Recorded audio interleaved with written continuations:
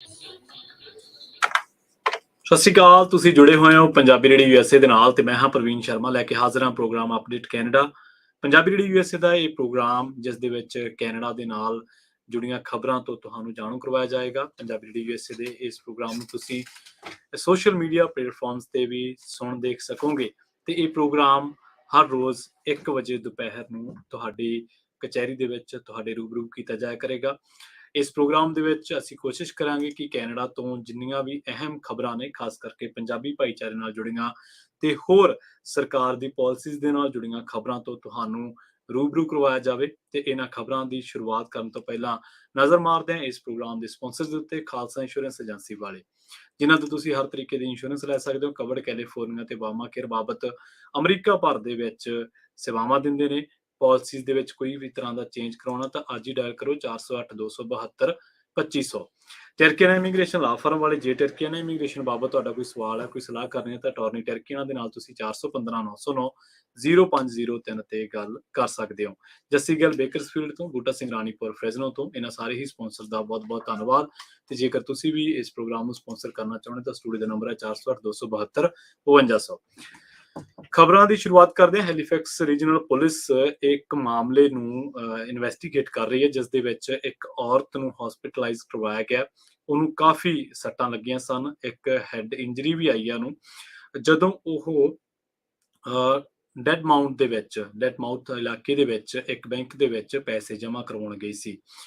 Police ਨੇ ਜਿਹੜੀ ਜਾਣਕਾਰੀ ਦਿੱਤੀ ਹੈ ਉਹਦੇ ਵਿੱਚ ਕਿਹਾ ਗਿਆ ਹੈ ਕਿ ਪੁਲਿਸ ਨੂੰ ਇਸ ਹਾਦਸੇ ਦੀ ਜਾਣਕਾਰੀ 9:30 ਵਜੇ ਮਿਲੀ ਸੀ ਤੇ ਜਦੋਂ ਇਹ ਘਟਨਾ ਉਦੋਂ ਵਾਪਰੀ ਜਦੋਂ ਇਹ ਔਰਤ ਡਿਪੋਜ਼ਿਟ ਕਰਵਾਉਣ ਦੇ ਲਈ ਗਈ ਸੀ ਤੇ ਇੱਕ ਬੰਦਾ ਉਹਦੇ ਪਿੱਛੇ ਆ ਗਿਆ ਸੀ ਤੇ ਉਹਨੇ ਉਸਦੇ ਸਿਰ ਦੇ ਵਿੱਚ ਸੱਟ ਮਾਰੀ ਤੇ ਉਹ ਉੱਥੇ ਡਿੱਗ ਪਈ ਸੀ। ਤੇ ਉਸ ਤੋਂ ਬਾਅਦ ਇਹ ਬੰਦਾ ਉਸਦਾ ਪਰਸ ਤੇ ਉਸਦੀ ਜੁਐਲਰੀ ਤੇ ਹੋਰ ਕਈ ਚੀਜ਼ਾਂ ਲੈ ਕੇ ਫਰਾਰ ਹੋ ਗਿਆ ਸੀ।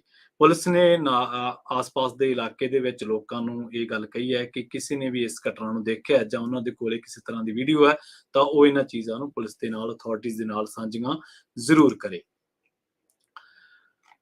ਰੁੱਖ ਕਰਦੇ ਹਾਂ ਹੈਲੀਫੈਕਸ ਦਾ, ਜਿੱਥੇ ਕ੍ਰਿਸਮਸ ਈਵਨਿੰਗ ਦੇ ਵਿੱਚ ਇੱਕ ਨੌਜਵਾਨ ਦੀ ਸ਼ੱਕੀ ਹਾਲਾਤਾਂ ਦੇ ਵਿੱਚ ਮੌਤ ਹੋ ਗਈ ਹੈ। ਪੁਲਿਸ ਨੂੰ ਇਸ ਕਤਲ ਦੀ ਜਾਣਕਾਰੀ ਹੈਲੀਫੈਕਸ ਦੇ ਵਿੱਚ ਕ੍ਰਿਸਮਸ ਈਵਨਿੰਗ ਦੇ ਵੇਲੇ ਮਿਲੀ ਸੀ। ਇਹ ਕਿਹਾ ਗਿਆ ਸੀਗਾ ਕਿ ਸ਼ੱਕੀ ਹਾਲਾਤਾਂ ਦੇ ਵਿੱਚ ਰਾਇਨ ਮਾਈਕਲ ਸਵੈਬ, ਜਿਸ ਦੀ ਉਮਰ 31 ਸਾਲ ਸੀ, ਉਹਦੀ ਡੈਡ ਬੋਡੀ, ਉਹਦੀ ਲਾਸ਼ ਘਰ ਦੇ ਵਿੱਚ ਮਿਲੀ ਸੀ ਤੇ ਪੁਲਿਸ ਨੂੰ ਫਿਰ ਸੱਦਿਆ ਗਿਆ ਸੀਗਾ। ਇਹ ਘਟਨਾ ਬ੍ਰੰਸਵਿਕ ਸਟਰੀਟ ਦੇ ਉੱਤੇ ਵਾਪਰੀ ਹੈ ਤੇ ਪੁਲਿਸ ਨੇ ਜਦੋਂ ਇਹਨੂੰ ਘਰੋਂ ਵੇਖਿਆ, ਦਰਵਾਜ਼ਾ ਖੜਕਾਇਆ ਤਾਂ ਘਰ ਦੇ ਵਿੱਚ ਕੋਈ ਰਿਸਪੌਂਸ ਨਹੀਂ ਆਇਆ। ਤਾਂ ਇਹ ਵੀ ਪਤਾ ਲੱਗਿਆ ਸੀਗਾ ਕਿ ਇਸ ਬਾਬਤ ਪੁਲਿਸ ਨੂੰ ਜਾਣਕਾਰੀ ਮਿਲੀ ਸੀਗੀ ਕਿ ਇਸ ਘਰ ਦੇ ਵਿੱਚ ਕੋਈ ਹਲਚਲ ਨਹੀਂ ਹੈ। ਜਦੋਂ ਪੁਲਿਸ ਨੇ ਇਸ ਦੇ ਘਰੇ ਪਹੁੰਚੀ ਸੀ, ਜਿਸ ਦਾ ਨਾਮ ਰਾਇਨ ਮਾਈਕਲ ਸਾਇਰ ਦੱਸਿਆ ਗਿਆ, ਤਾਂ ਇਸ ਤੋਂ ਬਾਅਦ ਇਹਨੂੰ ਹਸਪੀਟਲ ਪਹੁੰਚਾਇਆ ਗਿਆ ਸੀ ਪਰ ਉੱਥੇ ਇਹਨੂੰ ਡੈਡ ਪ੍ਰਨਾਉਂਸ ਕਰ ਦਿੱਤਾ ਗਿਆ। ਇਸ ਤੋਂ ਬਾਅਦ ਪੁਲਿਸ ਨੇ ਨੇੜਲੇ ਇਲਾਕੇ ਦੇ ਵਿੱਚੋਂ ਇੱਕ ਸ਼ੱਕੀ ਨੂੰ ਵੀ ਗ੍ਰਿਫਤਾਰ ਕੀਤਾ ਸੀਗਾ, ਕਸਟਡੀ ਦੇ ਵਿੱਚ ਲਿਆ ਸੀ, ਪਰ ਬਾਅਦ ਦੇ ਵਿੱਚ ਉਸ ਨੂੰ ਪੁੱਛ ਪੜਤਾਲ ਤੋਂ ਬਾਅਦ ਛੱਡ ਦਿੱਤਾ ਗਿਆ ਤੇ ਪਤਾ ਲੱਗਿਆ ਕਿ ਉਹਦੇ ਕੋਈ ਚਾਰਜ ਜਿਹੜੇ ਆ ਉਹ ਨਹੀਂ ਲਾਏ ਗਏ। ਪੁਲਿਸ ਸਪੋਕਸਪਰਸਨ ਨੇ ਕਾਂਸਟੇਬਲ ਜੌਨ ਮੈਕਲਿਓਡ, ਉਹਨਾਂ ਨੇ ਇਹ ਗੱਲ ਦੱਸੀ ਹੈ ਕਿ ਇਨਵੈਸਟੀਗੇਸ਼ਨ ਆਨਗੋਇੰਗ ਆ, ਹਲੇ ਅਸੀਂ ਜਾਂਚ ਨੂੰ ਬੰਦ ਨਹੀਂ ਕੀਤਾ ਤੇ ਅਸੀਂ ਹੋਰ ਵੀ ਸ਼ੱਕੀਆਂ ਨੂੰ ਦੇਖ ਰਹੇ ਹਾਂ, ਪੜਤਾਲ ਰਹੇ ਹਾਂ ਤੇ ਇਸ ਕੇਸ ਦੇ ਬਾਰੇ ਫਿਲਹਾਲ ਹੋਰ ਕੋਈ ਜਾਣਕਾਰੀਆਂ ਅਸੀਂ ਹਾਲ ਦੀ ਘੜੀ ਸਾਂਝੀਆਂ ਨਹੀਂ ਕਰ ਸਕਦੇ। ਸਾਇਰ ਦੇ ਬਾਰੇ ਇਹ ਪਤਾ ਲੱਗਿਆ ਕਿ ਉਹ ਮਾਰਕਮ ਦੇ ਵਿੱਚ ਜੰਮਿਆ ਸੀ, ਓਨਟਾਰੀਓ ਦੇ ਵਿੱਚ, ਤੇ ਉਹ ਇੱਥੇ ਹੀ ਵੱਡਾ ਹੋਇਆ ਸੀ। ਵਿੰਡਸਰ ਤੋਂ ਉਹਨੇ ਹਾਈ ਸਕੂਲ ਪੂਰਾ ਕੀਤਾ ਸੀਗਾ ਤੇ ਬਿਜ਼ਨਸ ਮੈਨੇਜਮੈਂਟ ਦੀ ਸਟੱਡੀ ਵਾਸਤੇ ਉਹ ਡਲਹੌਜ਼ੀ ਯੂਨੀਵਰਸਿਟੀ ਦੇ ਵਿੱਚ ਆਇਆ ਸੀਗਾ ਤੇ ਇੱਥੇ ਉਹ ਪੜ੍ਹਾਈ ਕਰ ਰਿਹਾ ਸੀ ਤੇ ਨਾਲ-ਨਾਲ ਨਿਸਾਨ ਕੈਨੇਡਾ ਮਿਸੀਸਾਗਾ ਦੇ ਵਿੱਚ ਉਹ ਪਾਰਟ ਟਾਈਮ ਕੰਮ ਵੀ ਕਰਦਾ ਸੀ। ਅਗਲੀ ਖਬਰ ਦੇ ਵੱਲ ਵਧੀਏ ਤੇ ਗੱਲ ਕਰੀਏ ਉਸ ਪੁਲਿਸ ਅਫਸਰ ਦੀ ਜਿਹਨੂੰ ਪਿਛਲੇ ਦਿਨੀ ਜਿਸ ਦਾ ਕਤਲ ਕਰ ਦਿੱਤਾ ਗਿਆ। ਇਸ ਪੁਲਿਸ ਅਫਸਰ ਦਾ ਨਾਮ ਹੈ ਕਾਂਸਟੇਬਲ ਗ੍ਰੈਗਰਸ ਪੇਰਚਾਲਾ ਤੇ ਇਹਦੀ 28 ਸਾਲ ਉਮਰ ਹੈ ਤੇ ਇਹਨੂੰ 27 ਦਸੰਬਰ ਨੂੰ ਉਦੋਂ ਮਾਰ ਦਿੱਤਾ ਗਿਆ ਸੀ ਜਦੋਂ ਇਹ ਇੱਕ ਡਿੱਚ ਦੇ ਵਿੱਚ ਇੱਕ ਵਹੀਕਲ ਦੀ ਮਦਦ ਕਰਨ ਦੇ ਲਈ ਗਿਆ ਸੀਗਾ, ਪਰ ਉਹਦੇ ਹੈਗਰਸਵਿਲੇ ਇਲਾਕੇ ਦੇ ਵਿੱਚ ਇਸ ਦਾ ਕਤਲ ਜਿਹੜਾ ਉਹ ਕਰ ਦਿੱਤਾ ਗਿਆ। ਹੁਣ ਇਹਦਾ ਜਿਹੜਾ ਫਨਲ ਆ ਉਹ ਆਉਣ ਵਾਲੇ ਹਫਤੇ ਦੇ ਵਿੱਚ ਕੀਤਾ ਜਾਣਾ ਵਾ। ਪਤਾ ਲੱਗਿਆ ਕਿ 4 ਤਰੀਕ ਨੂੰ ਇਹਨੂੰ ਜਿਹੜਾ ਫਨਲ ਆ ਉਹ ਰੱਖਿਆ ਗਿਆ 10:30 ਵਜੇ ਸਵੇਰੇ।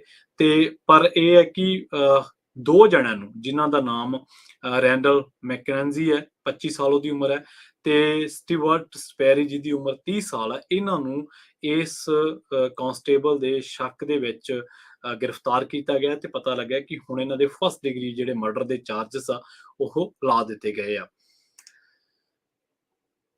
ਪਾਬੰਦੀਸ਼ੁਦਾ ਹਥਿਆਰਾਂ ਦੀ ਗੱਲ ਕਰਾਂਗੇ। ਪਾਬੰਦੀਸ਼ੁਦਾ ਹਥਿਆਰਾਂ ਨੂੰ ਮੁੜ ਖਰੀਦਣ ਦੇ ਸਬੰਧ ਦੇ ਵਿੱਚ ਫੈਡਰਲ ਸਰਕਾਰ ਕਈ ਬਦਲ ਵਿਚਾਰ ਕਰ ਰਹੀ ਹੈ। ਇਹ ਖੁਲਾਸਾ ਪਬਲਿਕ ਸੇਫਟੀ ਮੰਤਰੀ ਮਾਰਕੋ ਮੈਂਡੀਸਿਨੋ ਨੇ ਕੀਤਾ ਹੈ।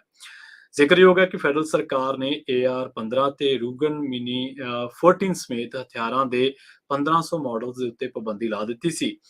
ਇਹਨਾਂ ਹਥਿਆਰਾਂ ਨੂੰ ਮੁੜ ਖਰੀਦਣ ਵਾਸਤੇ ਜਿਹੜਾ ਪ੍ਰਸਤਾਵਿਤ ਪ੍ਰੋਗਰਾਮ ਸੀ, ਉਹਦੇ ਤਹਿਤ ਹਥਿਆਰਾਂ ਦੇ ਮਾਲਕਾਂ ਨੂੰ ਜਾਂ ਤਾਂ ਆਪਣੇ ਹਥਿਆਰ ਇਹ ਸਰਕਾਰ ਨੂੰ ਵੇਚਣੇ ਹੋਣਗੇ ਜਾਂ ਫਿਰ ਫੈਡਰਲ ਸਰਕਾਰ ਦੇ ਖਰਚੇ ਉੱਤੇ ਇਹਨਾਂ ਨੂੰ ਖਤਮ ਕਰਾਉਣਾ ਪਊਗਾ।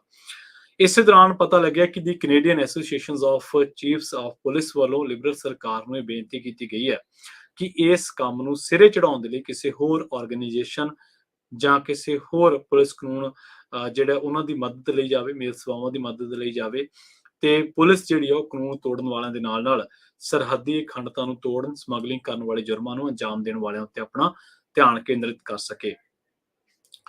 ਇਸ ਦੇ ਨਾਲ ਹੀ ਵੱਧਦੇ ਹਾਂ ਅਗਲੀ ਖਬਰ ਦੇ ਵੱਲ। ਗੱਲ ਕਰਦੇ ਹਾਂ ਕਰੋਨਾ ਦੀ। ਮਾਹਰ ਜਿਹੜੇ ਨੇ ਕੈਨੇਡਾ ਦੇ ਵਿੱਚ ਉਹ ਦੁਚਿੱਤੀ ਦੇ ਵਿੱਚ ਨੇ ਤੇ ਉਹਨਾਂ ਨੇ ਕਰੋਨਾ ਜਿਹੜੀਆਂ ਪਾਬੰਦੀਆਂ ਲੱਗੀਆਂ ਨੇ ਉਸ ਬਾਬਤ ਆਪਣੀਆਂ ਰਾਇਆਂ ਦੇਣੀਆਂ ਵੀ ਸ਼ੁਰੂ ਕਰ ਦਿੱਤੀਆਂ ਨੇ। ਮਾਹਰਾਂ ਦਾ ਕਹਿਣਾ ਇਹ ਹੈ ਕਿ ਚੀਨ ਤੋਂ ਆਉਣ ਵਾਲੇ ਜਿਹੜੇ ਟਰੈਵਲਰਸ ਨੇ ਉਹਨਾਂ ਦੇ ਨੈਗੇਟਿਵ ਕੋਵਿਡ-19 ਟੈਸਟ ਦੇ ਨਾਲ ਵਾਇਰਸ ਦੇ ਨਵੇਂ ਵੇਰੀਐਂਟ ਫੈਲਣ ਤੋਂ ਰੋਕਣ ਦੇ ਵਿੱਚ ਕੋਈ ਮਦਦ ਨਹੀਂ ਮਿਲੇਗੀ। ਇਸ ਬਾਬਤ ਮਾਹਰਾਂ ਦੀ ਜਿਹੜੀ ਰਾਏ ਆ ਉਹ ਆਪਸ ਵਿੱਚ ਵੰਡੇ ਨਜ਼ਰ ਆ ਰਹੇ ਨੇ। University of Toronto the ਟ੍ਰਿਮਿਟੀ faculty of medicine ਵਿਖੇ ਅਸਿਸਟੈਂਟ ਪ੍ਰੋਫੈਸਰ ਨੇ ਕੈਰੀ ਬੋਇਮੈਨ, ਉਹਨਾਂ ਨੇ ਇਹ ਗੱਲ ਕਹੀ ਹੈ ਕਿ ਇਹ ਕਦਮ ਵਿਗਿਆਨਕ ਆਧਾਰ ਤੇ ਨਹੀਂ ਚੁੱਕਿਆ, ਸਗੋਂ ਇਹ ਇੱਕ ਸਿਆਸੀ ਚਾਲ ਹੈ। ਉਹਨਾਂ ਨੇ ਫੈਡਰਲ ਸਰਕਾਰ ਨੂੰ ਇਹ ਵੀ ਗੱਲ ਕਹੀ ਹੈ ਕਿ ਚੀਨ, ਹਾਂਗਕਾਂਗ ਅਤੇ ਮਕਾਓ ਤੋਂ ਆਉਣ ਵਾਲੇ ਟਰੈਵਲਰਸ ਦੀ ਕੈਨੇਡਾ ਦੇ ਲਈ ਰਵਾਨਾ ਹੋਣ ਤੋਂ ਪਹਿਲਾਂ ਕੋਵਿਡ-19 ਦੀ ਟੈਸਟ ਦੇ ਵਿੱਚ ਨੈਗੇਟਿਵ ਰਿਪੋਰਟ ਹੋਣਾ ਜ਼ਰੂਰੀ ਹੋਵੇਗਾ।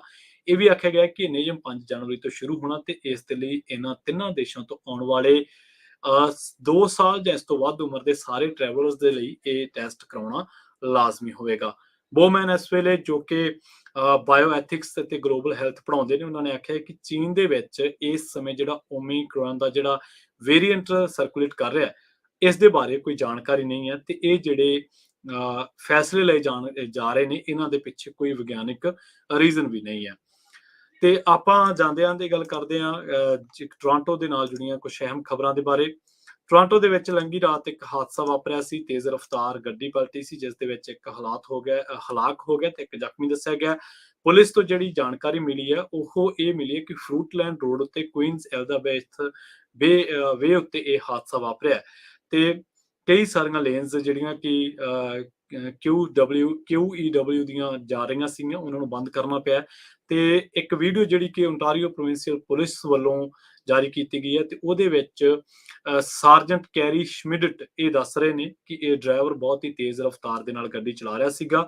ਸਟੋਨੀ ਕ੍ਰੀਕ ਉੱਤੇ ਹਾਦਸਾ ਵਾਪਰਿਆ ਤੇ ਇੱਕ ਬੰਦੇ ਦੀ ਮੌਤ ਹੋਈ ਹੈ ਤੇ ਗੱਡੀ ਬੇਕਾਬੂ ਹੋ ਗਈ ਸੀ। ਇਹਦੇ ਗੱਡੀ ਦਾ ਜਿਹੜਾ ਬੈਲੈਂਸ ਸੀ ਉਹ ਵਿਗੜ ਗਿਆ ਸੀ ਤੇ ਗੱਡੀ ਪਲਟ ਗਈ। ਇਸ ਗੱਡੀ ਦੀ ਜਿਹੜੀ ਰਫ਼ਤਾਰ ਸੀ ਉਹ ਇੰਨੀ ਤੇਜ਼ ਸੀ ਕਿ ਜਦੋਂ ਗੱਡੀ ਪਲਟੀ ਤਾਂ ਦੋਵੇਂ ਜਿਹੜੇ ਵਿਅਕਤੀ ਸੀ ਹਾਦਸੇ ਦੌਰਾਨ ਗੱਡੀ ਦੇ ਵਿੱਚੋਂ ਇੱਕਦਮ ਬਾਹਰ ਆ ਡਿੱਗੇ। ਇੱਕ ਬੰਦਾ ਮੌਕੇ ਤੇ ਮਾਰਿਆ ਗਿਆ ਜਦਕਿ ਦੂਜੇ ਨੂੰ ਹਸਪਤਾਲ ਲਿਜਾਇਆ ਗਿਆ। ਬਰਲਿੰਗਟਨ OPP ਵੱਲੋਂ ਫੋਰਸ ਦੀ ਕੋਲੀਜ਼ਨ ਰਿਕਨਸਟਰਕਸ਼ਨ ਟੀਮ ਦੇ ਨਾਲ ਇਸ ਮਾਮਲੇ ਦੀ ਜਿਹੜੀ ਜਾਂਚ ਉਹ ਕੀਤੀ ਜਾ ਰਹੀ ਹੈ। ਇਸ ਦੇ ਨਾਲ ਹੀ ਅਪਡੇਟ ਕੈਨੇਡਾ ਪ੍ਰੋਗਰਾਮ ਦੇ ਵਿੱਚ ਕੈਨੇਡਾ ਬਾਬਤ ਕਈ ਅਹਿਮ ਸੁਰਖੀਆਂ ਦੀ ਆਪਾਂ ਇੱਥੇ ਹੀ ਸਮਾਪਤ ਕਰਦੇ ਹਾਂ ਤੇ ਅਪਡੇਟ ਕੈਨੇਡਾ ਪ੍ਰੋਗਰਾਮ ਹਰ ਰੋਜ਼ ਪੰਜਾਬੀ ਰੇਡੀਓ USA ਤੇ ਤੁਸੀਂ ਸੁਣ ਸਕਿਆ ਕਰੋਗੇ, ਦੇਖ ਸਕਿਆ ਕਰੋਗੇ 1 ਵਜੇ ਤੇ ਇਸ ਪ੍ਰੋਗਰਾਮ ਨੂੰ ਪੰਜਾਬੀ ਰੇਡੀਓ USA ਦੀ ਮੋਬਾਈਲ ਐਪ ਤੇ ਨਾਲ ਸੋਸ਼ਲ ਮੀਡੀਆ ਪਲੇਟਫਾਰਮਸ ਤੇ ਵੀ ਤੁਹਾਡੇ ਨਾਲ ਸਾਂਝਾ ਕੀਤਾ ਜਾਏਗਾ ਜਿਸ ਦੇ ਵਿੱਚ ਪੰਜਾਬੀ ਭਾਈਚਾਰੇ ਦੇ ਨਾਲ ਕੈਨੇਡਾ ਦੀ ਪੋਲਿਟਿਕਸ, ਕੈਨੇਡਾ ਦੇ ਵਿੱਚ ਵਾਪਰੀਆਂ ਅਹਿਮ ਅਤੇ ਵੱਡੀਆਂ ਘਟਨਾਵਾਂ ਬਾਰੇ ਆਪਾਂ ਕਰਿਆ ਕਰਾਂਗੇ ਚਰਚਾ। ਮੈਨੂੰ ਪ੍ਰਵੀਨ ਸ਼ਰਮਾ ਨੇ ਦਿਓ ਇਜਾਜ਼ਤ। ਜੁੜੇ ਰਹੋ ਪੰਜਾਬੀ ਰੇਡੀਓ USA ਦੇ ਨਾਲ ਤੇ ਆਖਿਰ ਦੇ ਵਿੱਚ ਇੱਕ ਵਾਰ ਫਿਰ ਤੋਂ ਤੁਹਾਨੂੰ ਸਭ ਨੂੰ ਪਿਆਰ ਸਤਿਕਾਰ ਸਹਿਤ ਸਤਿ ਸ਼੍ਰੀ ਅਕਾਲ।